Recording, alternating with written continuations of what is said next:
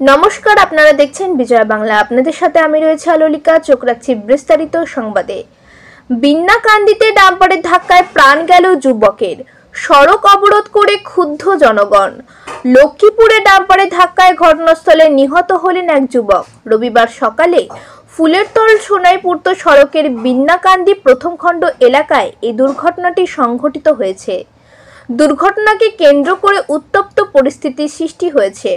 জানা গেছে, পূর্ত সড়কের বিন্নাকান্দি প্রথম খণ্ড এলাকায় যুবক লত্রুবাউরি সড়কের পাশে বসে একটি কোদাল ঠিক করছিল। হঠাৎ করে MZ01N6275 নম্বরের ডাম্পার এসে পিষে যায় তাকে।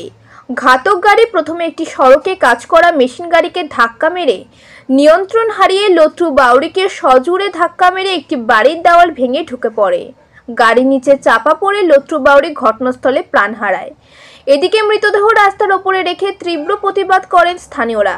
অবরোধের ফলে দুপাশে শতাধিক যানবাহন আটকে পড়েছে। খবর পেয়ে লক্ষ্মীপুরের পুলিশ ঘটনাস্থলে এসে উপস্থিত হয়। বিন্নাকান্দি ঘাটে সংলগ্ন রাস্তায় যে মর্মান্তিক দুর্ঘটনা ঘটেছে, সেই দুর্ঘটনা যে গাড়িটি ঘটিয়েছে সেই গাড়িটি এখনো এখানে এমনভাবে আছে যে দেখলে বোঝা যাচ্ছে যে গাড়িটার ড্রাইভার খুব অবহেলাভাবে গাড়িটা চালিয়েছে এবং রাস্তায় না চালিয়ে সে মানুষের ঘরে গাড়িটি ঢুকিয়ে দেওয়ায় ঘরের ভিতরে থাকা লোকটি জখম হয়ে আজকে এখানে নিহত হয়েছে।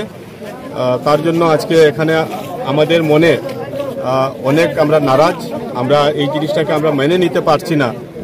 তবুও প্রকৃতির যে আছে এটাকে আমরা এড়াতে পারবো না। আমরা আজকে এখন আমাদের এখানে যে লোকটা নিহত হয়েছে তাকে মেডিকেল কলেজে নিয়ে যাওয়া হচ্ছে পোস্টমর্টমের জন্য এবং ময়নাতদন্তের পর যখন আসবে তার শ্মশানের কার্য আমরা সবাই জড়িত থাকবো।